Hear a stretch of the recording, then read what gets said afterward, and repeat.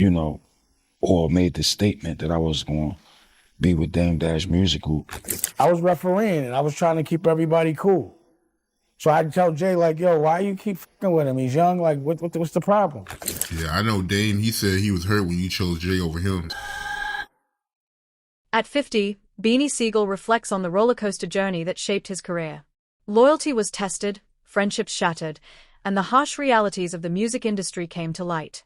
His complex relationship with Jay-Z, filled with moments of collaboration and betrayal, exposes the true cost of success in hip-hop. From feeling abandoned during legal battles to coming to terms with the cold, calculated decisions in business, Sigel's story highlights the price of fame. In this candid reflection, Sigel opens up about the lessons learned, the regrets he carries, and the power struggles that defined him as one of rap's most controversial figures. As Beanie Sigel enters his 50s, the seasoned rapper revisits the highs and lows of his career, with particular focus on the turbulent relationship with his former Roc-A-Fella boss. Jay-Z. Sigel's path through the hip-hop world is a complicated one, filled with collaborations, conflicts, loyalty, and betrayal. While he has achieved significant success, his career has also been marred by public feuds, personal battles, and ever-evolving shifts within the industry. On the line, defending Rockefeller's honor like it was his own child. Remember that iconic Rockefeller State Property clothing line that everyone was obsessing over? That was all Beanie's brainchild. And the State Property movie, another Beanie masterpiece. He wasn't just some rapper on the label. He was literally architecting the whole Rockefeller empire. But darlings, you know how these fairy tales usually end. By 2004, the cracks in this perfect family started showing. Jay and Dame were butting heads over the label's direction like two divas fighting for the spotlight. And poor Beanie was caught in the middle like a child in a messy divorce. He tried staying loyal to both, bless his heart, but when Jay orchestrated that takeover of Rockefeller through his Def Jam deal, honey, Beanie might as well have been invisible. Now here's where the story turns absolutely heartbreaking. When Beanie got locked up, he expected his Rockefeller family, especially Jay, to show up and show out. Instead, complete radio silence. Jay didn't show up to court, didn't visit, didn't even send a measly text. Can you imagine the betrayal? In later interviews, Beanie revealed how abandoned he felt during what he calls his most vulnerable moment. Beanie Sigel's introduction to Roc-A-Fella Records came when Jay-Z signed him in the late 90s, recognizing the raw street sound Sigel brought to the table. Quickly gaining traction, Sigel became a fan favorite and solidified his place as a key member of the Roc-A-Fella roster. As part of State Property, he built a reputation not only for his hard-hitting lyrics but also for his no-nonsense persona. This unique combination made him one of the label's most prominent figures. Let's rewind this story back to where it all began, darling. The late 90s and early 2000s, when Roc-A-Fella Records was everything. Picture this: Jay-Z, Dame Dash, and Kareem Biggs Burke running the game like they owned it, which they kind of did. Then enters our boy Beanie Sigel, straight out of Philly, bringing that raw, gritty street energy that Roc-A-Fella was desperately missing. Jay, with his keen eye for talent, snatched him up faster than a sample sale in 1999. And honey, when Beanie dropped The Truth in 2000, iconic. That album had everyone talking, and suddenly, Beanie wasn't just another artist on the roster, he was family. At least, that's what Jay kept telling him. Now get this. Beanie later spilled the tea about how he truly felt back in '98 when he first signed with Roc-A-Fella. Poor thing genuinely believed Jay was the real deal. You know, ride or die through thick and thin, all that good stuff. He thought Jay would have his back no matter what. Oh, sweet summer child. However, as Roc-A-Fella began to fracture with Jay-Z and Dame Dash at odds, Sigel found himself caught in the middle of two conflicting sides. His decision to remain neutral amidst the growing tensions didn't come without consequences, as it strained his relationships within the label and the wider industry. Because I didn't make a choice. I didn't choose between Jay or Dame. I just stayed neutral in that situation, and I voiced that numerous of times. Dame actually came and got me when I got out of prison. And we was on a tour bus and they was interviewing me. And they asked me then and there on a bus. Now I'm just getting out of prison. Like he at the jail picked me up. And they posed that question that I was, or made the statement that I was going to be with Dame Dash Music Group. And I said then that I didn't want to make that choice between Jay or Dame. I just wanted to stay neutral.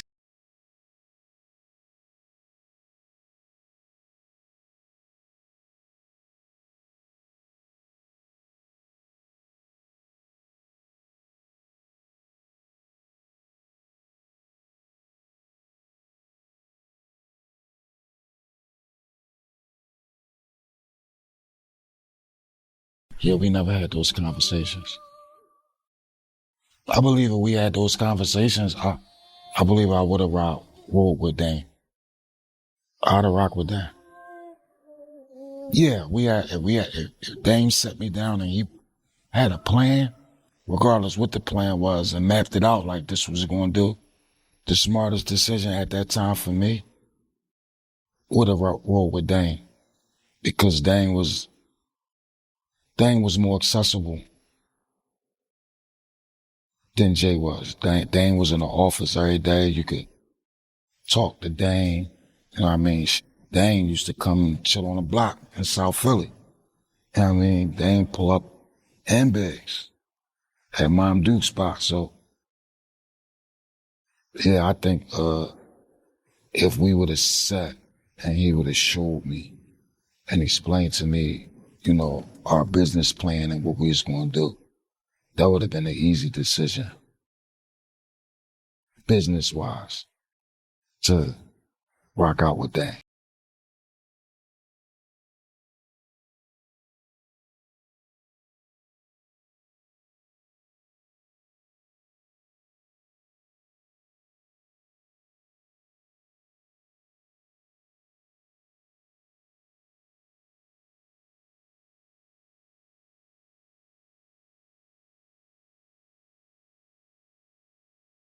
So I saw the clip, and Dane made the statement that, you know, Jay ruined my life. But I don't feel that way. I don't feel that way. I'm here. James said he had a lot of plans. He had a lot, you know, that he was going to do, but I never got those conversations. So it's hard for me to, you know, agree with that because, I mean, if you had all those things that you said in place and that you was going to do and you wanted to do, it wasn't relayed to me. Like, I know if I got something for somebody, I'm be like, look, this what we going to do. I got this lined up. I got this set up. After we do this, we going to do this. We going to do that. But I never got that conversation. So, and maybe he did have all those things, but that was, he didn't share them with me. So he never spoke to you about the plans he had for you? Because he said that he liked the state property clothing line over a Roc-A-Wear. And it sounds like he felt like he could have made that clothing line bigger than Roc-A-Wear. So at one point it was. When we wasn't broke up, when it was together, state property was surpassing Roc-A-Wear. But the conversations that I had with Dame about that.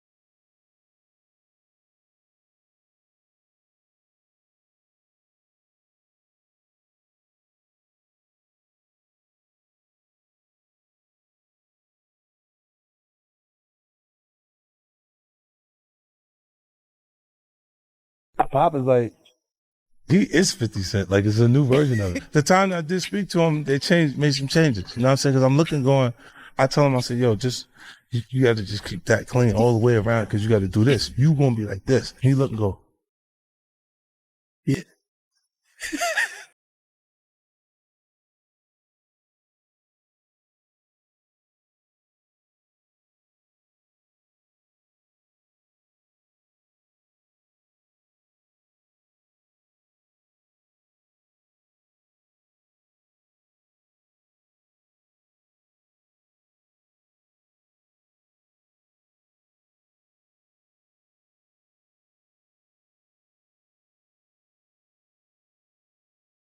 You signed Beanie Sigel, which seems to me to be yet another way of throwing a dart at Jay-Z, trying to get him to be mad and say something back at you.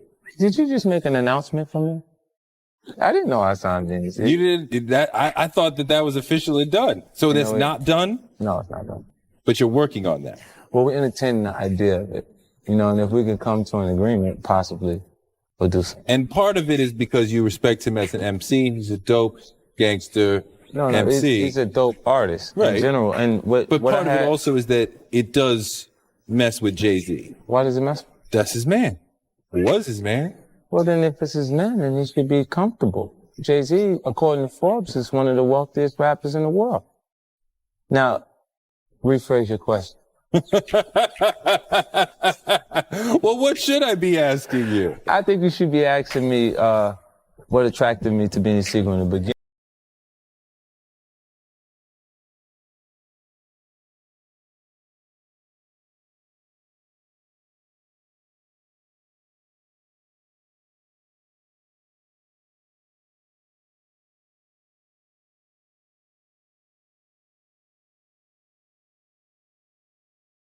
Feel it in the air. You said one of the craziest lines that ever. You said your handshake ain't matching your smile. Yeah.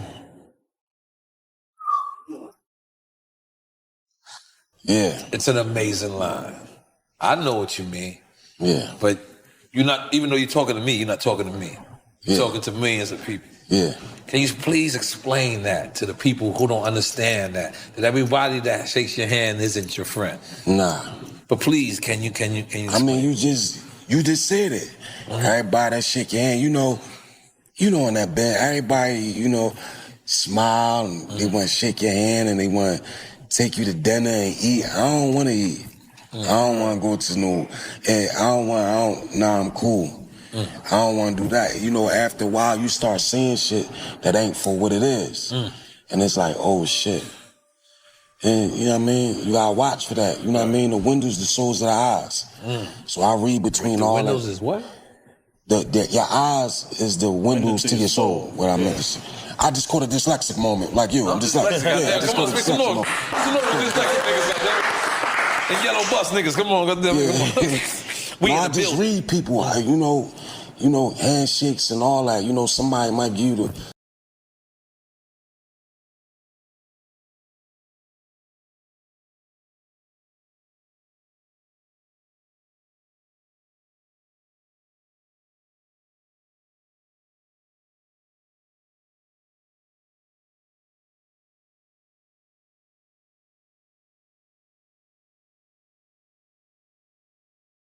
Your handshake ain't matching your smile. Was that someone... Like someone specific? Yeah. Was that someone specific or was that was in general? I mean, I was talking to a lot of people. Okay. A lot of people in that. Like, all right, that, I think I did, Can't Go On. I think I recorded I Can't Go On This Way and Feel It in the Air at the same time. I was doing both of those records. So, if you listen to if you listen to them, something going on. I feel funny. You can't tell me nothing different. My nose switching. My intuition is setting in like Steve Vision. We can't, I still close my eyes. I still see visions. Still hear that voice in the back of my mind. The breakup is coming. Oh, I didn't know. Yeah. It's coming. It's there. Like, and Can't Go On This Way. The beginning, trust, honor, devotion, karma, team, us, rock, solid, damn, the evils. Wow. I can't go, with no union, and no benefits, no dental plans, I can't eat off no $100,000.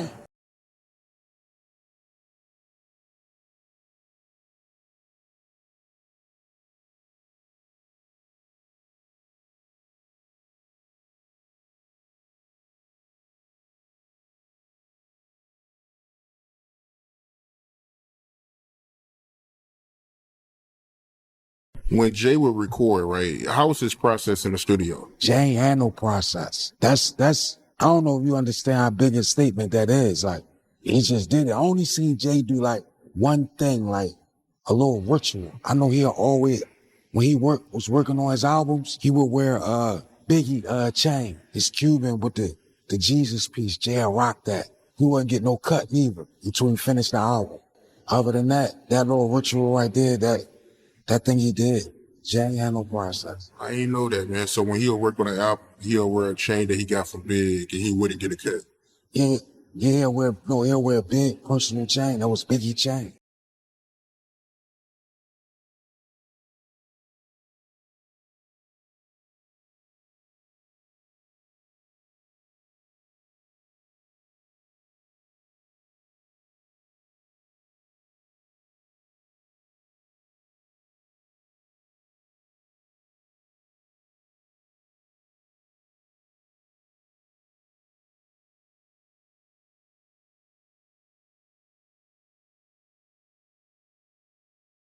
Being with Roc-A-Fella, the La Familia, I held on to that. These niggas got me. I make sure everybody had their own movie. Everybody had their own storyline. Me having a career, I never looked at the business. It was La Familia, La Familia, La Familia. We a family. This came from an executive. They would only let Beanie sell so many records, and that was it. And they wouldn't push it no more. You couldn't be bigger than Jay-Z on Jay-Z's label. It's not a talent thing. It's not a popularity contest. We have to be selected. And Jay-Z has always dampened Beanie Siegel's momentum. Almost like you trick Beans to shelf him. I chose State Property over Rockware. When Beans chose to go with Jay, that one hurt. Going for my bail hearing and the feds. The judge was going to let me go. The judge asked Jay, would you be willing to be responsible for his whereabouts? Look him in his eyes. I'm shackled, around the wrist, ankles and everything. And the man was like, no.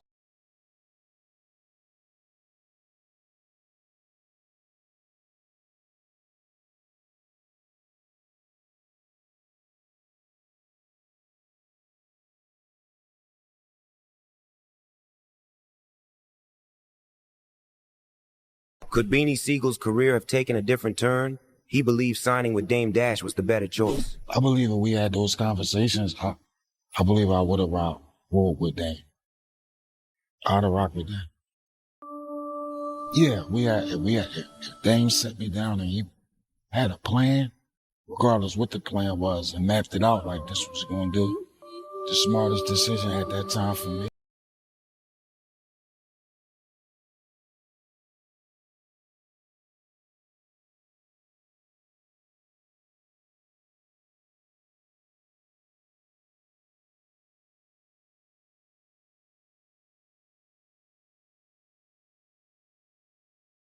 Basically, how you didn't push him as much as, let's say, 50 Cent pushed some of his boys. How do you feel about that? Well, Beanie Sigel at the time, and you can look it up if you like, just to be honest, was driving 2 Bentleys. I don't know how. It's impossible to drive 2 cars at a time. With his mama in the sticks and selling 800,000 records, I don't know what more can you do for somebody, at that point. What people choose to do when they attain that type of a success. At some point you have to look in the mirror and look at yourself.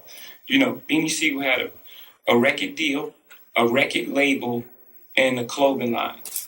It never went platinum, ever. I don't know in the history of rap has anyone done so much with so little.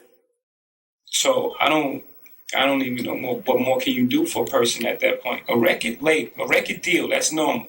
A record label and a clothing line. So if that's not pushing the person, $1,000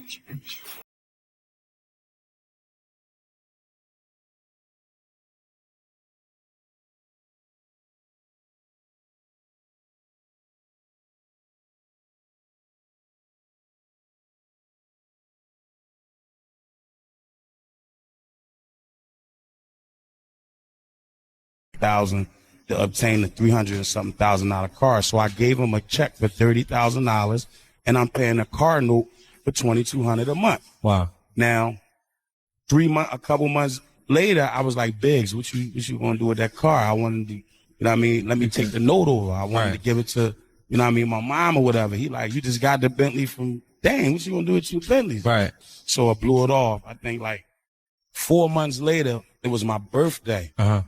And we was at the studio. My mom came up. She cooked food for everybody. Dane, Jay, everybody ate. You know what I'm saying? And My mom said, let me hold the keys to your car. I want to go downstairs and do something before I leave. But she left with the car. So I'm like, yo, she took the car. Yeah. And Big said, happy birthday. Just pay the note. So the note was, I think, like $2,400. So Beanie Sigel was driving around in 2 Bentleys and only had to pay $5,100 a month. So it's not like I obtained all this wealth and I bought, like you helped me get all this wealth and you gave me these 2 Bentleys. And they just gave away the monthlies. Yeah, they just gave away monthly plans. That's all they did. Now, so the issue about the Bentleys, you shot yourself in the foot with that.